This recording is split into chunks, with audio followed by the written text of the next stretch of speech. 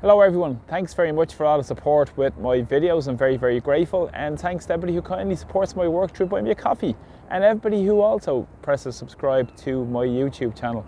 I'm very appreciative to everybody who kindly supports all of my videos. Today I want to speak about electricity prices in Ireland.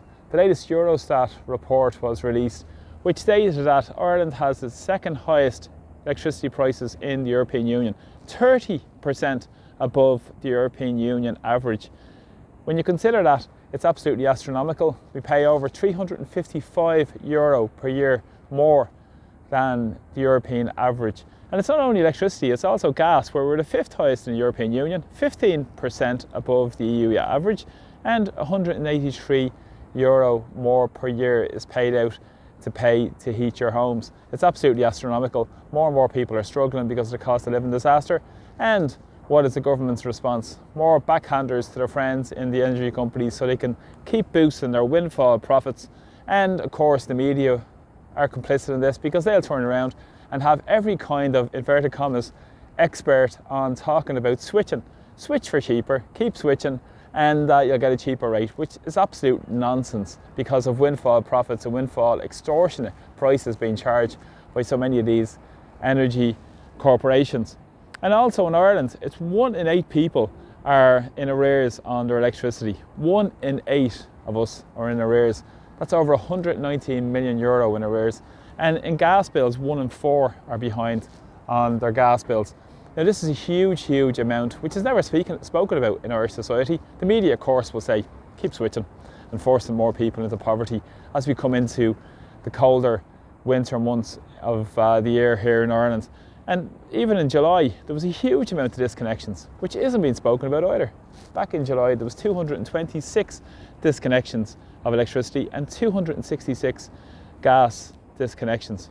Now, if in Ireland, up to 30% of people are in energy poverty, huge amount of people are in energy poverty, that's where you spend over 10% of your disposable income on energy. It's absolutely just criminal to what's happening in Ireland. The 3,000 deaths per year are attributed to energy and fuel poverty. In the European Union, 41 million people are in energy and fuel poverty. That's about 10% of the total population of the European Union.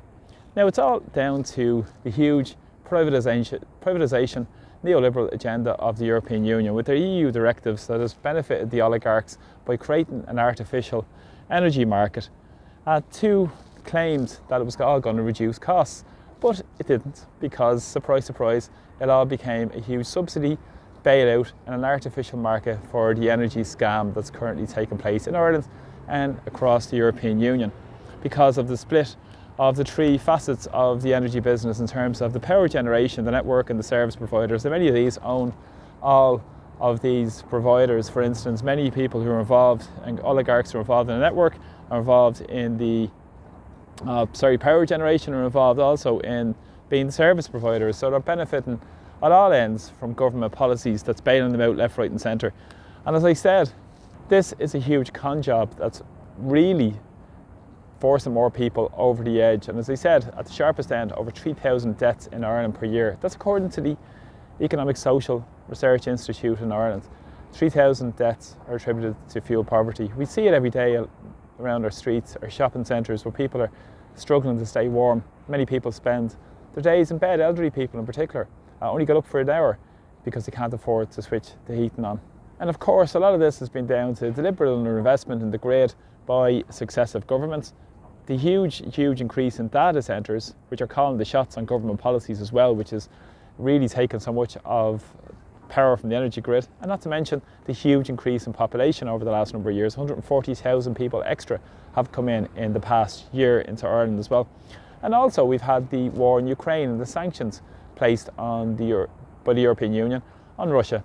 And don't mention about the Nord Stream explosion. Of course we won't mention the Nord Stream, famously where Victoria Nuland, who said F the EU, and of course Joe Biden said the Nord Stream wouldn't go ahead if a intervention took place by Russia a number of years ago. But of course we've seen what happened with the Nord Stream, paying sky high energy costs from the United States with all their filthy frack gas. So what's not to win when you're one of those oligarchs across the pond, across the Atlantic Ocean, making huge profits from our crises.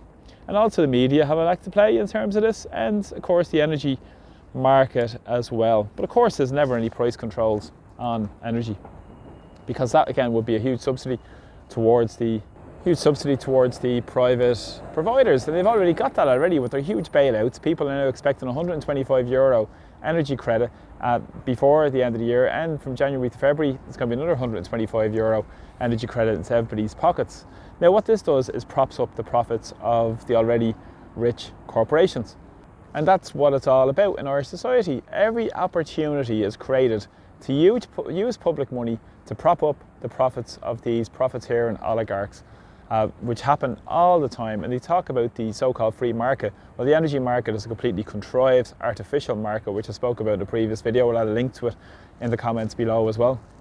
And again, we'll see what the Irish government represent and who they work for. They work for the big corporations, and ordinary people are struggling more and more, forced into deprivation and poverty because of their policies.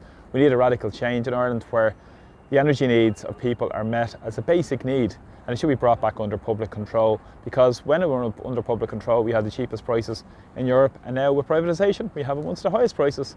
Hence, as I stated at the outset of this video. So I really appreciate all your support, and thanks again for all your support. Thanks to people who subscribe to my YouTube channel.